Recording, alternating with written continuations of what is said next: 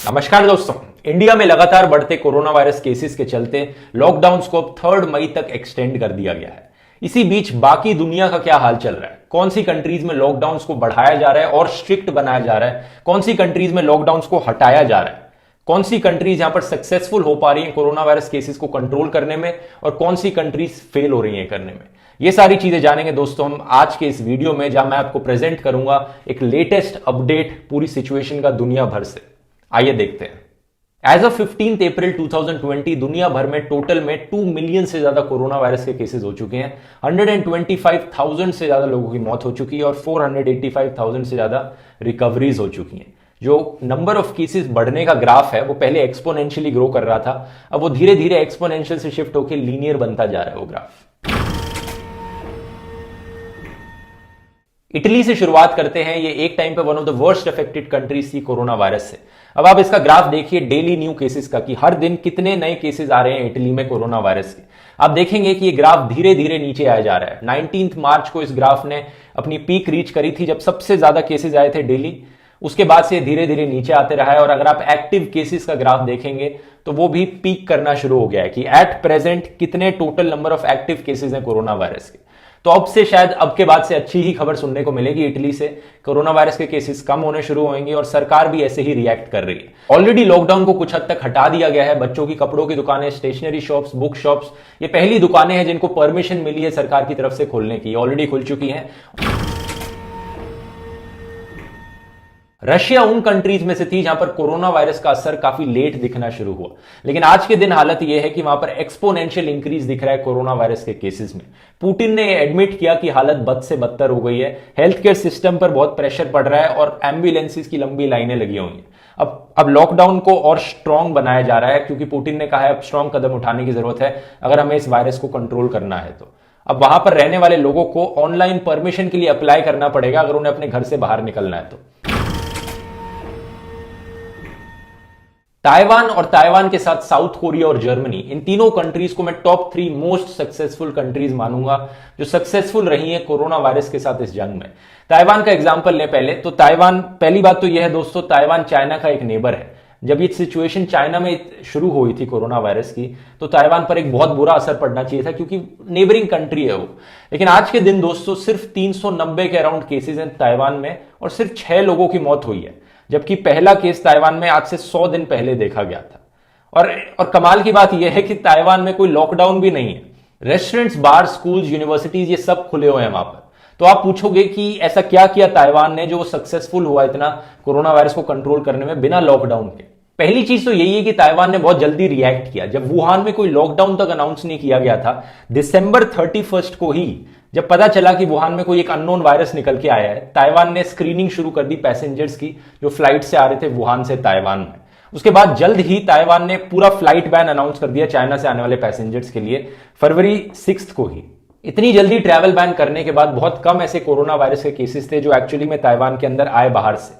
इस रीजन की वजह से टोटल में ही बहुत कम केसेस रहे ताइवान में, और जो केसेस थे भी बहुत अच्छे तरीके से उनकी टेस्टिंग करी गई और कॉन्टैक्ट ट्रेसिंग करी गई ताकि वायरस कंट्री के अंदर ना फैले।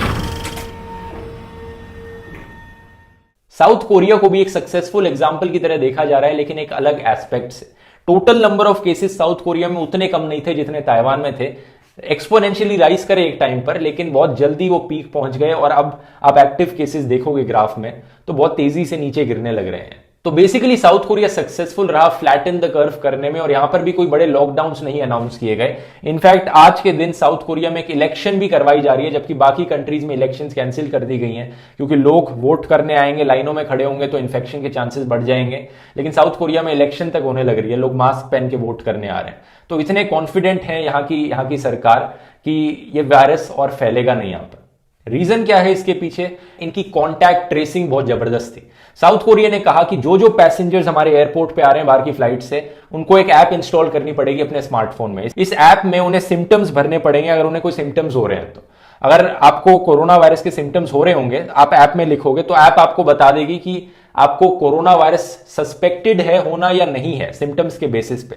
तो अगर आप एक सस्पेक्टेड केस हो कोरोना वायरस के तो वो ऐप आपका लोकेशन डेटा निकालेगी फोन से और देखेगी कि आप कहां कहां ट्रैवल कर रहे हो।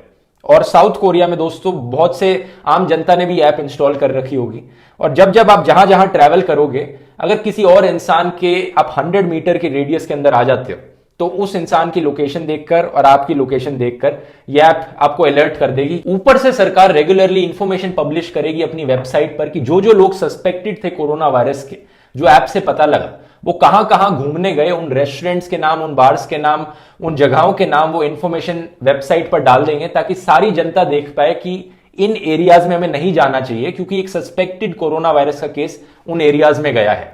इससे बाकी लोग मतलब अलर्टेड रहेंगे कि उन एरियाज में मत जाओ।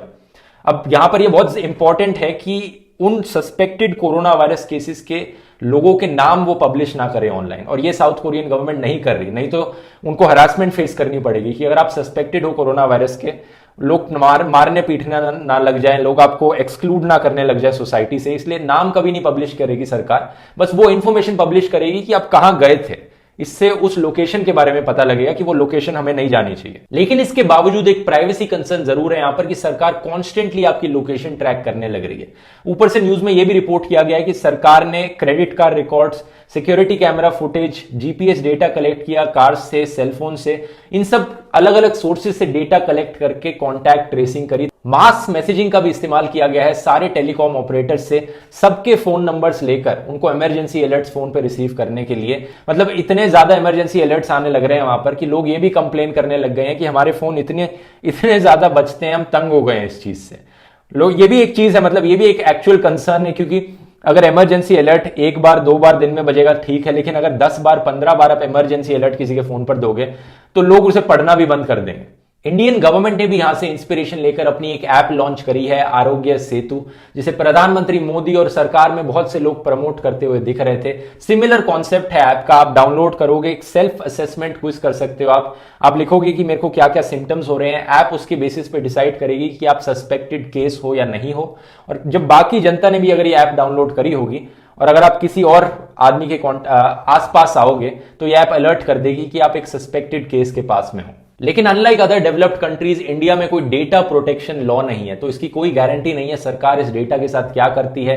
कोरोना वायरस सिचुएशन खत्म होने के बाद क्या सरकार इस डेटा का मिसयूज करेगी या नहीं करेगी, इस पे भी कुछ नहीं कहा जा सकता।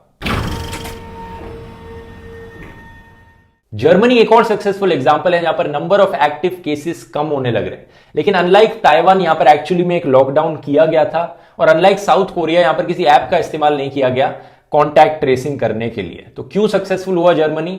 क्योंकि वहां पर सरकार की एफिशिएंसी बहुत अच्छी थी, एक बड़े स्केल पर टेस्टिंग कराई गई, और हेल्थ केयर सिस्टम इंफ्रास्ट्रक्चर बहुत अच्छा था। अगर किसी को इन्फेक्शन हो भी जाता तो डेथ रेट भी बहुत कम है जर्मनी में। इनफैक्ट जर्मनी को एक रिसर्च ने सेकंड सेफेस्ट कंट्री बुलाया कोरोना वायरस के मामले में, और इस रिसर्च ने इजराइल को नंबर 1 पे डाला, साउथ कोरिया को नंबर 3 पे, ऑस्ट्रेलिया नंबर 4 पे और चाइना को नंबर 5 पे। यानी एट प्रेजेंट अगर आप इन कंट्रीज में होंगे तो आपके सबसे अच्छे चांसेस हैं कोरोना वायरस से बचने के, ना सिर्फ इन्फेक्ट होने के बाद बचने के, बल्कि इन्फेक्शन से बचने के भी।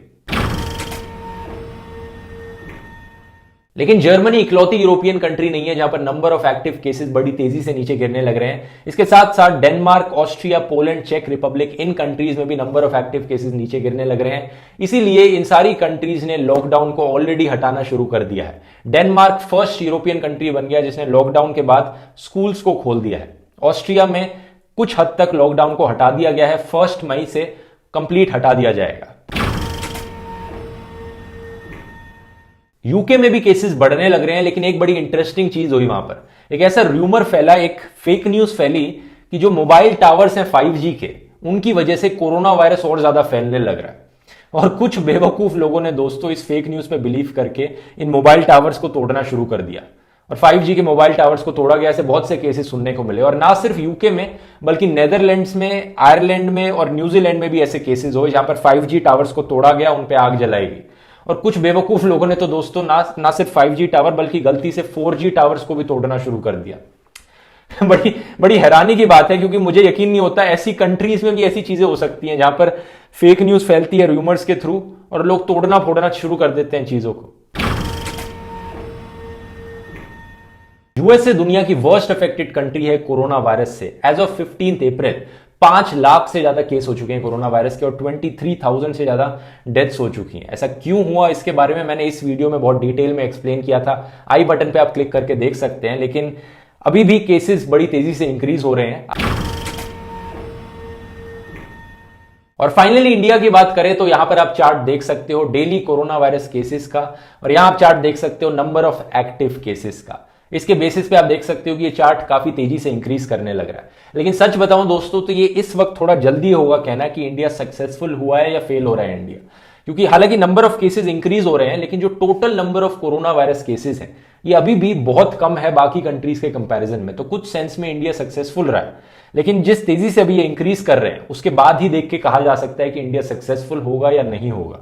लेकिन एक इंटरेस्टिंग ग्राफ मैं यहां पर आपको दिखाना चाहूंगा। ये ग्राफ उन कंट्रीज का है जिन्होंने लॉकडाउन डिक्लेयर कर दिया था 1000 केसेस होने से पहले, और ये ग्राफ दिखाता है कि लॉकडाउन डिक्लेयर करने के बाद कितना परसेंटेज इंक्रीज आया या डिक्रीज आया total number of corona virus cases में। तो आप देख सकते हैं एक हफ्ते बाद इन सारी कंट्रीज में एक गिरावट आई कोरोना वायरस डिक्लेयर करने के बाद, और 1-2 हफ्ते के बाद ज्यादातर कंट्रीज में और गिरावट आई नंबर ऑफ केसेस में। लेकिन India one of the only exceptions थी जहां पर नंबर ऑफ केसेस ऊपर चले गए। डेनमार्क में सबसे ज्यादा गिरावट आई, जैसे कह सकते हैं कि डेनमार्क का लॉकडाउन सबसे ज्यादा सक्सेसफुल रहा। उसके बाद पोर्चुगल, नॉर्वे, ऑस्ट्रिया, इन सारे कंट्रीज के लॉकडाउन बड़े सक्सेसफुल रहे। लेकिन इंडिया में सेकेंड वीक में एक नंबर ऑफ केसेस ऊपर चले गए। मेरी राय में ये नहीं दिखाता कि लॉकडाउन अनसक्सेसफुल रहा, ये दिखाता है कि हमने इनफ टेस्टिंग नहीं करी थी बाय द फर्स्ट वीक कि हमें पता चल पाता कितने एक्चुअली में कोरोना वायरस के केसेस हैं। तो बाद में और टेस्टिंग करने के बाद धीरे धीरे और केसेस सामने आ रहे हैं।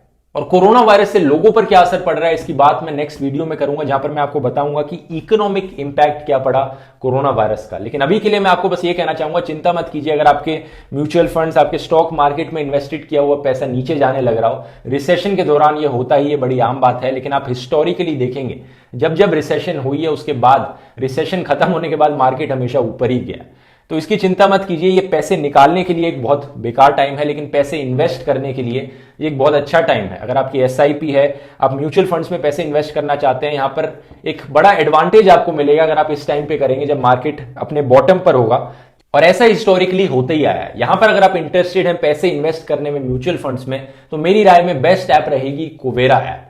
कुवेरा एक ऐसी म्यूचुअल फंड्स की ऐप है जो 0% ब्रोकरेज रेट चार्ज करती है, और आप जो अपना गोल सेट करेंगे इसमें, उसके बेसिस पे इसके एआई सिस्टम्स बता देंगे कि कौन सा म्यूचुअल फंड आपके लिए बेस्ट रहेगा पैसे इन्वेस्ट करने के लिए इस टाइम पर। डिस्क्रिप्शन में आपको इस ऐप का लिंक मिल जाएगा, और यहां पर मैं कुवेरा ऐप का धन्यवाद करना चाहूंगा इस वीडियो को स्पॉन्सर करने के लिए भी। तो उम्मीद है दोस्तों ये वीडियो आपको पसंद आएगा। इस वीडियो को शेयर कीजिए। अगर आपको मेरा काम पसंद आता है आप मुझे सपोर्ट कर सकते हैं patreon.com/ध्रुव राठी पर, या यूट्यूब पर एक मेंबर बन के, ताकि ऐसे ही और इन्फॉर्मेटिव वीडियोस मैं आपके लिए फ्यूचर में बनाते रहूं। और जैसा मैंने कहा नेक्स्ट वीडियो में हम बात करेंगे इकोनॉमिक इंपैक्ट की। इससे पिछले वीडियो में मैंने इन्वायरमेंटल इंपैक्ट की बात करी थी। चलिए दोस्तों मिलते हैं फिर अगले वीडियो में। बहुत बहुत धन्यवाद।